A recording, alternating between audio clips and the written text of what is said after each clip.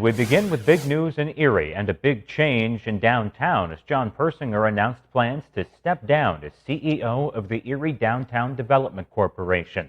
The move comes after 4 years of work managing more than $100 million of investments in downtown Erie.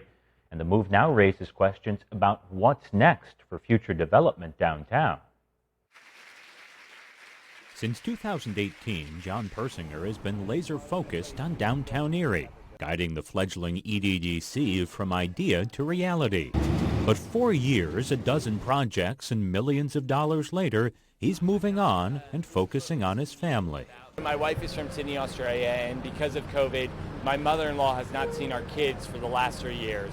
We came to a stage where it was important for her to see the kids, for us to spend some time with her. Although the EDDC still has work to do, Persinger says it's reached a natural transition point, focused less on development and more on managing its new assets. Over the years here in Erie, we've had too many well-hyped economic development initiatives that went nowhere.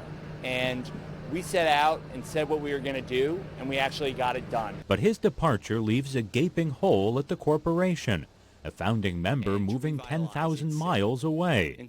Board President Tim Nicastro says replacing Persinger will be no small feat. I immediately went to work thinking, how am I going to find the next John Persinger? But after 4 years of watching his CEO, Nicastro has a blueprint to follow, a high-energy leader with a passion not just for development, but for Erie. It has to be done by somebody that understands Erie, Pennsylvania.